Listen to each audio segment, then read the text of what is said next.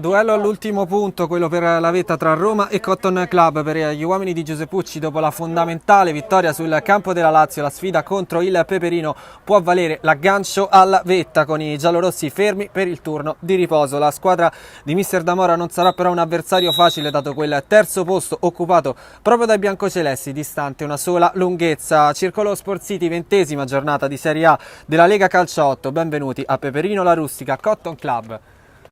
La battuta effettuata in questo istante, palla verso Proietti che però non riesce a farla sua. Insiste comunque il Peperino con la conclusione dalla distanza, vola Santarelli e butta in calcio d'angolo ad evitare lo scatto di Ascione. Nolano ha un po' di campo, allora se lo prende tutto, può provare ad arrivare in zona tiro, danza col pallone, Nolano incrocia, troppo però. La battuta della rimessa laterale, si fa vedere Forcina al centro dell'area di rigore, prova a girarsi Forcina ed è il vantaggio del Cotton Club da rimessa laterale, palla a Forcina, si gira in un fazzoletto ed è 1-0 per il Cotton. La verticalizzazione per Barani, la palla che arriva ad Artistico, prova a partire, Artistico da terra, De Eugenio che respinge, a lui va da Simone, passaggio un po' telefonato su cui prova ad arrivare Nolano, arriva intanto la conclusione, all'improvviso è scoperto qui Santarelli, il Peperino va al gol dell'1-1. Poi Nolano, Blandino per Forcina, tiene il possesso di palla, con il tacco va a servire Blandino che incrocia.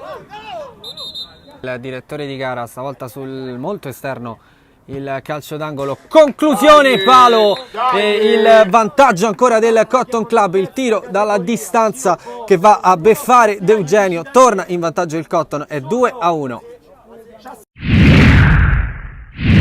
Possesso, evitare di farsi recuperare dalla pressione alta del Cotton, che recupera adesso però con Blandino e poi riparte con Barbarella. Al tiro Barbarella, ci arriva De Eugenio.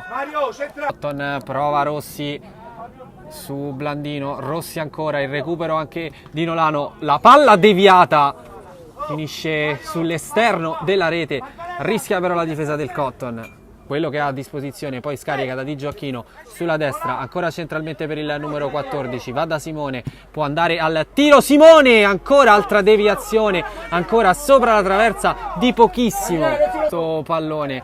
Cotton che allora prova a ripartire, palla per Forcina da destra, arriva anche Nolano e arriva il gol del 3-1, qui non riesce De Eugenio a salvare la sua squadra, è 3-1. Ascione centralmente, altra palla geniale per il numero 11 Ascione, la risposta di Santarelli, raddoppiata la marcatura sul numero 10 del Peperino. Ascione avanza lui, va da Rossi, può andare al tiro Rossi, la deviazione di Barani e poi mette palla a terra e mette soprattutto ordine Cristian Conti. Non c'è più tempo, il direttore di gara con il triplice fischio segna la fine di questo Peperino Cotton, vince il Cotton Club 3-1. Il Peperino prova a infastidire la corsa verso la vetta degli uomini di Giuseppucci, che non mancano la missione e agganciano la Roma in vetta alla classifica.